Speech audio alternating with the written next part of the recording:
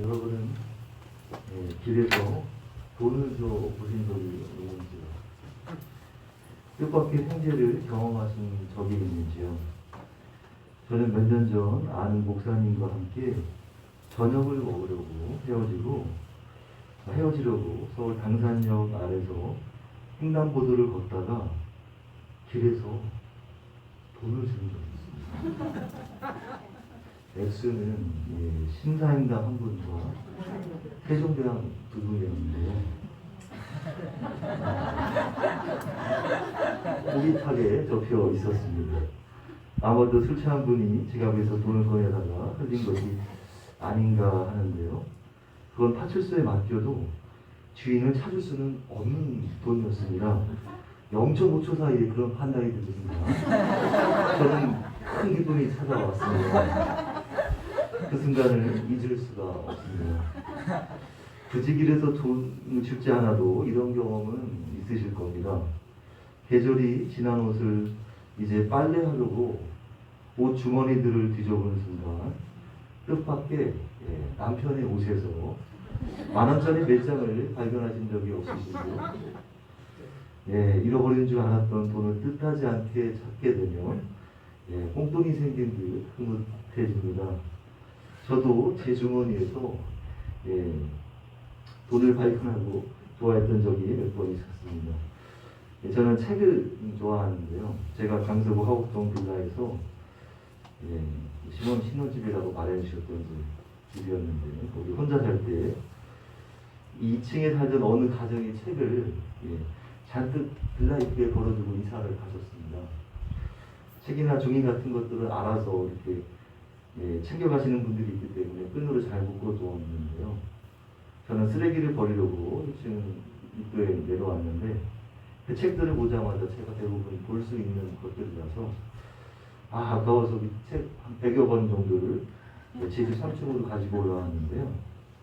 그 중에 오래된 신춘문예에 당선된 이상소설책 뒤편에 글쎄 책 사이에 그 율곡이 한 장을 제가 발견했습니다. 이건 사실 우연히 발견하는 것이라기보다는 이 책에는 뭔가 좀 숨겨져 있을 것 같다. 그런 제가 그 감을 제가 잡았거든요. 그래서 이 책을 이렇게 이제 책을 이렇게 후로 이렇게 이제 흩어봤습니다. 그러니까 글쎄 뒤편에 살며시 앉아 계신 거예요. 그래서 제가 살짝 기쁨을 느낀 적이 있었는데 그 발견한 그 순간이 안 잊혀집니다. 그 인사이트라는 인터넷 신문이 있는데요. 거기 2017년 5월 16일자에는 다음과 같은 제목의 기사가 써 있었습니다. 길에서 3,000원 주고 산 싸구려 그릇 알고 보니 25억짜리 보물이라는 기사였는데요. 제목이 흥미로워서 기사를 읽어보았습니다. 우연히 길에서 3,000원 주고 산 그릇이 글쎄 옥소리 나는 물건이었다는 거예요. 그 그릇의 실차 가치가 밝혀졌다는 겁니다. 메데르카라는 인도네시아 온라인 미디어 업체에서 낸 기사를 이 인사이트가 그대로 기사를 옮겨왔는데요. 그 기사는 단돈 3,000원짜리 그릇이 알고 보니 25억짜리 가치의 보물이었다는 그 운수대통한 남성의 사연을 전하였습니다. 미국 뉴욕에 거주하는 익명의 한 사람이 안 쓰는 물건을 창고나 마당 앞에 펼쳐놓고 파는 것을 야드세일이라고 부르는데요. 거기서 3,000원을 주고 산 그릇이었습니다. 그는 6년 동안 거실에 이 그릇을 전시한 채 방치해 둔 것입니다. 그러다 어느 날 우연히 그릇의 가치가 궁금해진 거예요. 그래서 골동품 감정사를 찾아갔는데 그 골동품 감정사가 이 그릇이 무려 1000년 전 송나라 시절에 만들어졌다는 겁니다. 이 비싼 두저기가 이미 영국 런던 대형 박물관에 전시 중이라는 거예요. 값으로 환산하기도 힘든 가치를 지닌 물건이었다는 것입니다. 그 이후에 그릇 주인은 소돔이라는 그런 경매 업체에 그릇을 내놓았고 2차 경매에서 그 그릇은 무려 220만 달러, 우리 돈으로 약 25억 원에 낙찰되었다고 합니다. 다들 돌아가시면 집에 오래된 골동품이 있는지 찾아보실지도 모르겠네요. 오늘 말씀에서 하나님 나라는 과연 어떠한 나라인지 예수께서는 청중들에게 비유로 쉽게 말씀하고 있습니다. 먼저 하나님 나라는 마치 밭에 감추인 보화와 같다고 말씀하십니다. 천국은 마치 밭에 감추인 보화와 같으니 사람이 이를 발견한 후 숨어두고 기뻐하며 돌아가서 자기의 소유를 다 팔아 그 밭을 사느니라. 어떤 농부가 있었습니다. 그는 땅을 가진 지주의 밭을 빌려 농사를 짓는 소작농이었습니다. 그 농부는 여느 때처럼 밭에서 일을 하고 있었습니다. 그러던 어느 날 농부는 밭고랑을 쟁기질 하는데요. 글쎄 쟁기질에 뭔가가 걸린 겁니다. 돌덩이인가 해서 땅을 파서 치우려는데 글쎄 꺼내보니 돌이 아니라 항아리 안에 담긴 엄청난 보화를 발견한 것입니다. 어머, 어떻게 이럴 수가. 이 농부는 얼른 판 땅을 도로 덮었습니다. 그리고 이 밭을 자신이 사기로 결심하였습니다. 이 밭을 사면 그 보화는 당연히 자신의 것이 되기 때문이었습니다. 그는 집에 돌아가서 자신의 모든 재산을 다 모으기 시작하였습니다. 전심전력하여 모든 소를 다 끌어모아서 밭을 살 돈을 마련하였습니다. 그리하여 그는 결국 주인에게서 그 밭을 산다는 것입니다. 그는 그 밭을 사기까지 어땠을까요? 아이고 고생이구나, 힘들었을까요? 내 재산 다 날아가는구나, 아까워했을까요? 결코 아니죠. 그는 그것을 발견하는 순간부터 무척 흥분하였을 것입니다. 콧노래가 절로 나오고 오직 밭을 사야겠다는 그 일념하에 재산을 모으는데 몰두하고 매진하였을 것입니다. 밥을 굶어도 잠을 못 자도 그는 내 정신 나간 사람처럼 밭을 살 그날을 기대하며 즐거워했을 것입니다. 그런데 어떤 학자들은 여기서 농부가 행한 일이 과연 도덕적으로 옳은 행위인지 의문을 제기합니다. 물론 우리도 그런 생각이 들기는 합니다. 그 농부는 양심도 없나? 자기 소유가 아니면 마땅히 밭주인에게 알리거나 돌려주어야 하는 것이 아닌가? 하필 수많은 일화들 중에 예수님은 왜 이런 비유를 주셨는가 하는 생각이 드는 겁니다. 그러나 그건 당시 정치사회적 배경을 잘 모르는 판단입니다. 고대 시대에는 지금과 같은 은행이 있는 시대가 아니었습니다. 물론 성경에도 은행은 나옵니다. 문화비유에서 누가복음 19장 23절 그러면 어찌하여 내 돈을 은행에 맡기지 아니하느냐. 평행본문 마태복음 25장 27절 달란트 비유에서도 내가 마땅히 내 돈을 취리하는 자들에게나 맡겼다가 이렇게 말씀을 하는데요. 당시에는 지금과 같은 은행 시스템이 있었겠습니까? 사람이 은행 역할을 하였던 것입니다. 더구나 당시 팔레스타인은 전쟁으로 가득한 땅이었습니다. 강대국에 휩쓸려서 집들마다 노약질 되기 일쑤였습니다. 그렇게 사회가 불안정할 때에는 재산을 지키는 가장 안전한 방법은 재산을 땅에 파묻는 것이었습니다. 당시 랍비들도 가장 안전한 금고가 있다. 그것은 땅속이다 말하곤 하였습니다. 그러니 밭의 보화를 감추는 일은 특별한 일은 아니었습니다. 달란트 비유에서도 나올 만큼 땅에 묻는 건 흔한 일이었습니다. 그래서 행여 주인이 보물의 위치를 표시해둔 그 지도를 잃어버리거나 주인이 자식에게나 혹시 상속자에게 알려주기 전에 사망할 경우에는 누군가 그것을 발견하면 그건 발견한 자의 소유였습니다. 한편 소유가 분명치 않은 것에 대해 보화를 밭주인에게 얘기하면 유대법에 의하면 그것은 밭주인과 절반을 나누도록 규정하고 있었다는 것입니다. 그러나 농부는 이것을 주인에게 알리지 않고 지혜롭게 합법적으로 그 땅을 구입하여 아무런 논란이 없게 한 것입니다. 더구나 예수님 비유 이야기에는 밭주인에 관한 설명이 아무것도 없기 때문에 이야기 설정에는 문제가 없습니다. 농부는 지혜로운 판단을 하는 것입니다. 그럼에도 무엇보다 이것은 비유라는 사실입니다. 예수님께서 하나님 나라를 비유로 말씀하신 것은 모두 어떤 도덕적인 교훈을 주시려고 하신 것은 아닙니다.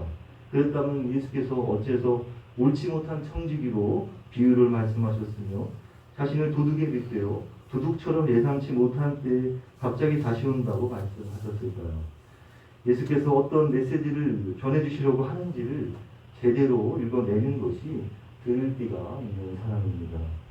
두 번째 이야기입니다. 또 천국은 마치 좋은 진주를 구하는 장사와 같으니 극히 값진 진주 하나를 발견하며 가서 자기의 소유를 다 팔아 그 진주를 사느니라.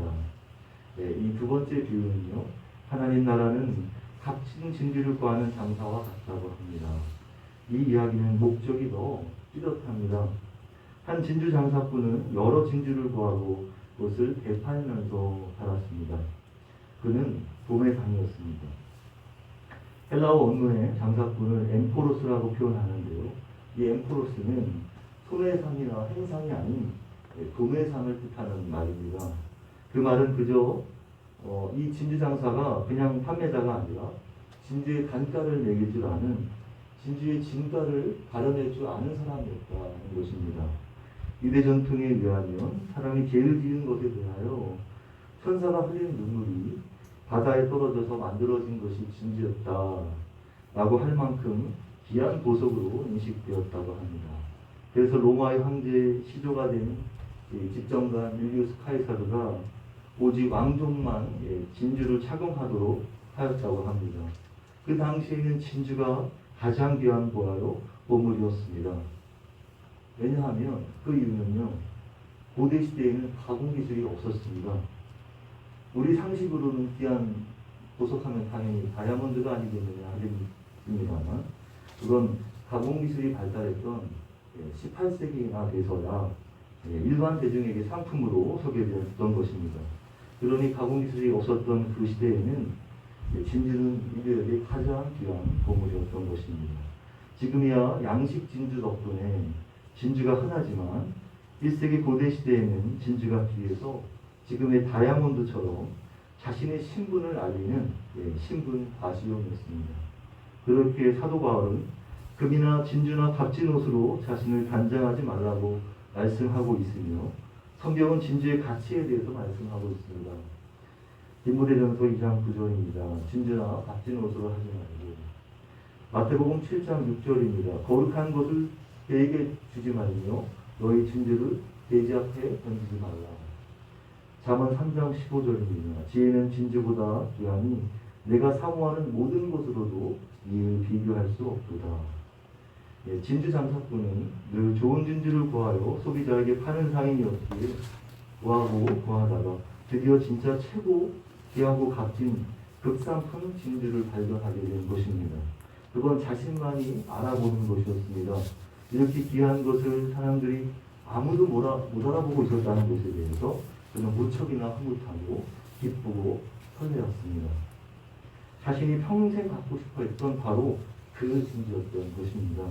이전에 보았던 그 모든 진주를 다 비교해봐도 자신이 가진 모든 진주를 다 드려도 그 진주 하나를 살 수 없을 만큼 가장 아름다운 최고급 진주였습니다. 그래서 진주 장사는 그것을 절대 포기할 수 없었습니다. 저것만 내가 갖는다면 정말이지 행복할 것만 같았습니다. 그 누구에게도 다시 팔고 싶지 않은 세상에서 가장 귀한 것이었습니다. 그래야 그는 그 진주를 사기 위해 모든 소유를 다 팔아 결국에 그 진주 하나를 산 것입니다. 얼마나 기쁘고 행복하였을까요? 성도 여러분, 그보라전도의 회원 여러분, 두 비유 이야기는 우리에게 무엇을 가르치고 있습니까? 농부와 진주 장사꾼의 공통점은 일생일대에 가장 값진 것을 발견하였는데 둘 다 가장 값진 것을 발견한 것으로 그치지 않았다는 것입니다. 하나님 나라를 발견한 사람은 발견하는 데 그치지 않고 반드시 그것을 소유하려고 필사적인 노력을 마다하지 않는다는 것이고 기필코 그것을 소유해 낸다는 데 있습니다. 그것을 소유하기까지의 온갖 수고와 노력은 소유한 존재 가치에 비하면 조금도 고생스럽지 않은 것입니다. 보호와 진주를 소유하기까지 두 사람이 흘린 온갖 수고와 노력은 무엇입니까? 물론 가장 귀한 보물과 진주를 얻으려고 자신의 모든 소유를 다 팔았다는 것입니다. 왜 그랬을까요? 그것의 가치를 알았기 때문입니다. 그 가치가 얼마나 대단한 것인지를 발견했기 때문입니다. 그것은 그 무엇과도 비교할 수 없는 것이었기 때문입니다. 그만큼 가장 소중하다는 것입니다. 값으로 계산할 수 없을 만큼 최고라는 것입니다. 자신의 모든 소유를 다 들여 살 만큼 귀하고 귀하다는 것입니다. 보화를 발견한 농부는 그것을 뜻밖의 우연히 발견하였습니다. 예기치 않은 것이었습니다. 그러나 진주장사꾼은 가장 값비싼 진주를 열심히 수고하고 노력하고 찾아낸 끝에 발견하였고요. 그것은 기대하고 바라는 것이었습니다. 농부에게 보화는 숨겨져 있었습니다. 그러나 진주장사꾼에게 진주는 보이게 진열되어 있었습니다. 다만 그것의 가치를 알아보는 사람이 자신, 바로 진주장사꾼 외에는 아무도 없는 것입니다. 그렇습니다. 하나님 나라는 세상에서 가장 가치 있는 보화지만 그것을 알아보는 사람에게만 값어치를 하는 것입니다. 하나님 나라를 발견하는 루트는 다 다를 수 있지만 하나님 나라는 자신의 모든 것을 다 걸은 만큼 값어치가 있다는 것입니다. 예수께서 말씀하신 모든 소유라는 것이 단지 그 사람이 가진 재물, 물질만을 가리키는 것일까요? 아닙니다. 예수께서는 내 보물이 있는 곳에는 내 마음도 있다 하셨습니다. 마음을 사로잡으면 모든 것을 다 가져가는 것입니다. 그들의 재능과 실력과 인격과 건강과 젊음과 시간과 인생 전부를 다 던지는 것입니다. 평생을 매달리고 추구해야 하는 것입니다. 그 가치를 아는 사람은 그렇게 모든 것을 다 건다는 것입니다. 남김없이 주님께 드리는 것입니다. 그렇다면 그렇게 해야 얻어지는 소중한 하나님 나라를 하나님께서는 왜 누구에게나 알리지 않으시고 왜 그것을 발견한 사람들, 그 가치를 알아보는 사람들에게만 알게 하셨을까요? 하나님 나라를 찾지 못하게 하기 위해서는 아닐까요? 보물이 감추어 있어야 보물이듯이 하나님 나라는 누구에게나 눈에 띄는 게 아닌 것입니다. 누구나 그 가치를 알아보는 게 아닙니다. 그것을 찾는 사람이 하나님 나라를 얻는 인자요, 그것을 알아보는 사람이 하나님 나라를 쟁취하는 인자입니다. 세상 사람들은 농부가 경작한 땅 주인과도 같고 가치를 모르고 최고의 극상품 진주를 진열해 놓은 다른 장사꾼과 같습니다. 자기 밭에 보화가 있음을 알지 못하기 때문이요. 자기가 진열해 놓은 것이 최고의 극상품 진주임을 알지 못하기 때문입니다. 하나님 나라를 발견한 사람들에게만 하나님 나라를 알게 하신 것은 값진 보화와 진주를 찾은 것처럼 우리에게 하나님 나라를 찾은 그 기쁨을 풍성히 주시기 위해서입니다. 하나님 나라를 발견한 사람이 갖는 정서적 특징은 기쁨이 샘솟는다는 것입니다. 기쁨이 남달라서 헤아릴 수 없어 한다는 것입니다. 속으로 좋아하는 게 아니라 뭐가 그리 좋은지 맨날 실실 웃고 다닐 정도로 기뻐하는 것입니다. 그것을 발견한 기쁨 때문에 세상의 모든 시련을 견딜 수 있도록 하시는 것입니다. 먹고 살기 위해 피땀 흘려야만 그 지친 세상살이를 견딜 수 있도록 하시는 것입니다. 만약 하나님 나라가 누구에게나 알려진다면, 그래서 누구에게나 열려있다면, 그래서 누구나가 비행기 타고 찾아갈 수 있는 곳이라면 하나님 나라가 값어치가 있겠습니까? 값어치가 있을 수가 없지요. 어떤 것이든 값어치가 높은 이유는 그것이 희소하기 때문입니다. 밭에 숨겨져 있고 열심히 찾아야만 찾을 수 있는 것처럼 하나님 나라는 이 땅에 숨겨져 있는 것입니다. 사탄의 권세가 지배하는 이 험악한 세상에서 하나님이 통치하시는 이 하나님 나라는 이미 세상에 비집고 들어왔습니다. 하지만 밭에 숨겨진 보화처럼 하나님 나라는 아직 완전한 모습으로는 임하지 않았습니다. 완전한 나라가 왔다면, 완성된 나라가 임재했다면 그때는 세상이 이미 끝날 때입니다. 예수님은 세상 마지막에 오셔서 모든 나라와 사탄을 심판하시고 하나님 나라 새 나라를 세운다고 하십니다. 그것은 새 예루살렘이요 새 하늘과 새 땅입니다. 예수께서 심으신 하나님 나라는 그 자식처럼 자꾸 미미한 모습으로 시작하여 자라고 있는 것입니다. 예수께서 이 땅에 오셔서 심으신 나라지만 그 나라는 이 세상이 끝나는 나라. 주님이 다시 오실 때까지 계속 자랄 것입니다. 하나님 나라는 하나님은 하나님 나라를 사람들에게 조금씩 발견되게 하시고 누룩처럼 조용히 커가고 아무도 모르게 스스로 자라는 씨처럼 씨가 그렇게 자라서 세상 속에서 조용히 드러나기를 원하셨습니다. 그래야 그것을 발견한 사람들에게는 그 가치와 기쁨이 큰 것입니다. 한편 이 두 비유는 보화와 진주처럼 두 보물에 관한 쌍둥이 이야기 같지만 엄밀히 말하면 좀 다릅니다. 주님이 말씀하시려는 포인트가 다릅니다. 첫째 보화 이야기는 천국은 마치 보화 같다는 이야기지만 둘째 이야기는 천국은 마치 진주 같다는 이야기가 아니라 진주 장사와 같다는 이야기입니다. 첫째는 천국을 보화에 견주었다면 둘째는 진주가 아닌 진주를 구하는 장사꾼에 견준 것입니다. 첫째는 보화라는 대상에 빗대더니 둘째는 사람이라는 주체와 빗댄 것입니다. 그래서 하나님 나라는 추구하는 대상으로만 남아 있지 않고 대상인 하나님 나라를 추구하는 주체와 일치가 된다는 말씀입니다. 목표와 대상만 존재하는 게 아니라 그것을 쫓아가는 실체가 동일시된다는 것입니다. 그래서 진주장사는 우연찮게 발견한 보화를 얻은 농부와는 달리 최고의 극상품 진주를 찾는 주도적인 인물이 됩니다. 마태복음 7장 7절 구하라 그리하면 너희에게 주실 것이요 찾으라 그러면 찾아낼 것이요 문을 두드리라 그러하면 너희에게 열릴 것이니 예수께서 하시는 말씀이 바로 이 말씀입니다. 무엇을 구하라 찾으라 두드리라 하십니까? 예수께서 말씀하시는 초점이 사람이 가장 귀한 보물을 발견하면 진주 장사꾼처럼 그것을 얻기 위해 전력 초를 다하는 사람이 된다는 것을 강조하려는 것입니다. 사람이 이렇게 변하더라. 이 말씀입니다. 하나님 나라를 구하면 하나님께서 주실 것입니다. 찾으면 찾아낼 것입니다.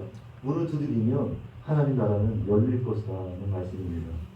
그럼 하나님 나라를 소유하기 위해서는 자신이 모든 걸 다 팔아야 한다면, 그렇게 다 걸어야 한다면 그건 지나친 희생이 아닐까요?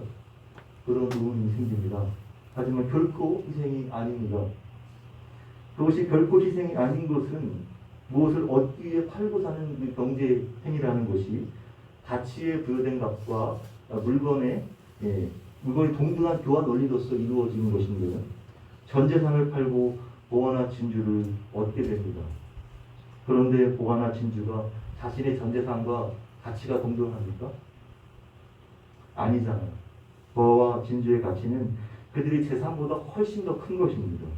그래서 사는 사람이 훨씬 이익인 겁니다. 보화는 농부의 재산보다 더 큽니다. 최고의 극상품 진주는 그 진주 장사가 가진 진주들보다도 더 큰 것입니다. 하나님 나라는 그와 같다는 것입니다.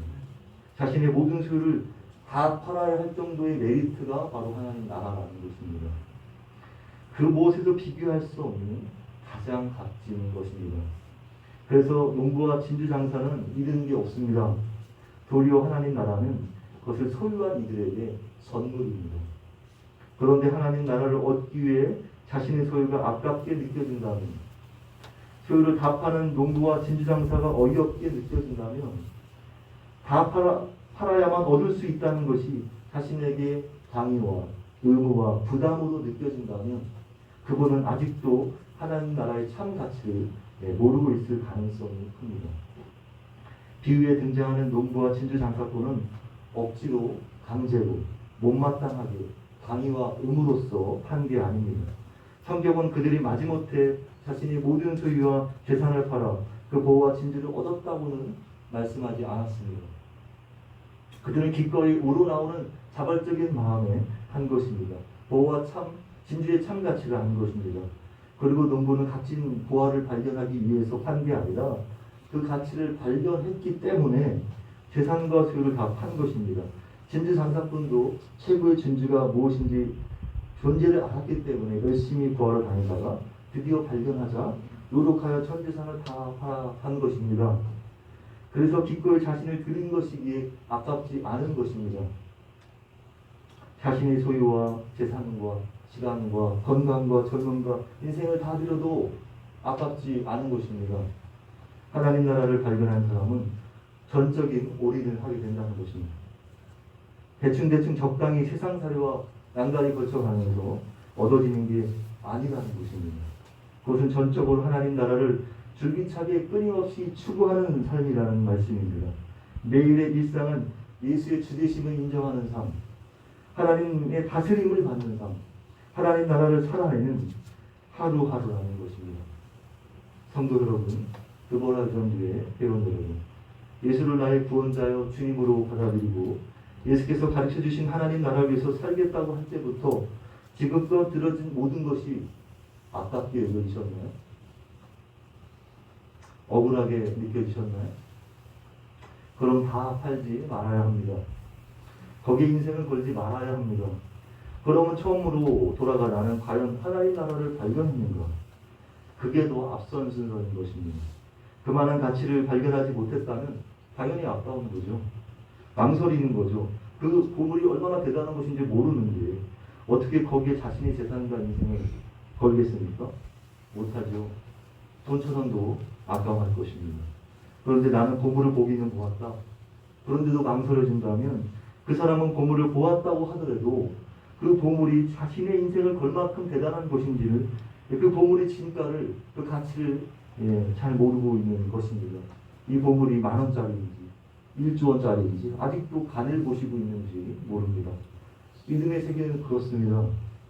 예수를 확실히 믿어야만 새로운 세계가 열리고 진심으로 믿을 때에만 하나님 나라가 열리는 것입니다. 적당히 살살 믿으면, 물론 그런 믿음은 풍파의 고난과 시련 앞에 테스트를 받게 됩니다. 그 믿음이 진짜인지 가짜인지 말이죠. 가짜라면 와르르 무너질 것입니다. 종교인, 유사 그리스도인, 영목상의 그리스도인일 뿐입니다. 그러나 진짜라면 비가 그친 후에는 땅이 굳어지듯 신앙도 견고해질 것입니다. 희생이라 느껴진다면 안 하면 됩니다. 남들이 한다고 해서 눈치 보실 것 없습니다. 만약 경건의 모양만 따라가면 자신에게 결코 득이 되지 않을 뿐더러 타인에게도 해가 되는 것입니다. 모든 일은 다 자신의 그릇의 분량만큼, 내 역량만큼만 하게 되는 것입니다. 자신의 은혜를 받은 만큼만, 사랑을 받은 만큼만 하게 되는 것입니다. 그렇게 자신에게 묻기를 바랍니다. 나는 하나님께 영생을 바라는가? 영원한 생명이 나의 것인가? 나는 예수 그리스도의 십자가 죽음으로 제사함을 받은 사람인가? 그것으로 하나님께 의롭다 칭함을 받은 사람인가 말입니다. 그래서 기꺼이 주님을 위해 나를 제물로 드리고 싶은지를 진심으로 묻고 또 물으셔야 합니다. 고린도후서 13장 5절에는 자신이 믿음 안에 있는가 시험해 보라고 말씀하십니다. 내 안에 예수 그리스도가 없다면 아직도 구원받지 못한 사람입니다. 그렇게 나는 하나님께 영원한 생명과 영원한 나라, 하나님 나라를 받았는가, 상속받으셨는지 빼물으시길 바랍니다. 받은 사람은 예수의 흔적이 있습니다. 그것으로 내 안에 샘솟는 기쁨과 즐거움의 흔적이 분명합니다. 감사함이 사라지지 않습니다. 기꺼이 주님을 만나고 싶고 언제나 교제하고 싶고 하나님을 갈망하고 찬양하고 예배하고 싶고 예수님을 전하고 싶은 전하고 싶고 하나님의 사랑을 나누고 싶은 그런 것을 말입니다. 그렇게 하나님 나라는 전적으로 헌신해야 하는 나라입니다. 여지껏 내가 품은 내 보물, 내 보화를 버리고 예수를 보물로 여기는 삶입니다. 내 나라를 위한 삶을 버리고 하나님 나라를 살아내는 삶입니다. 그런 하루하루가 아니라면 하나님이 주권이 나를 다스리지 못하고 있다는 증거입니다. 그런 삶은 이 세상 나라를 사는 나 자신만 발견할 뿐입니다. 아직도 보화 체인지가 안 된 사람입니다. 세상 나라의 보화에서 하나님 나라 보화로 체인지가 아직 안 일어난 사람은 아직도 내 소유가 아까울 뿐입니다. 예수를 주로 진심으로 믿는다면 가치의 역전이 일어나는 것입니다. 지금껏 최고로 여겼던 진짜 참 보화를 발견하자. 지금껏 최고로 여겼던 것이 진짜 참 보화를 발견하자 빛을 잃는 것이고 뒷전으로 물러나게 되는 것입니다. 예수께서 참 보화여 진주이시기 때문에 여태 소중하게 여겼던 그것들을 처분하고 예수를 따라갈 수밖에 없는 것입니다.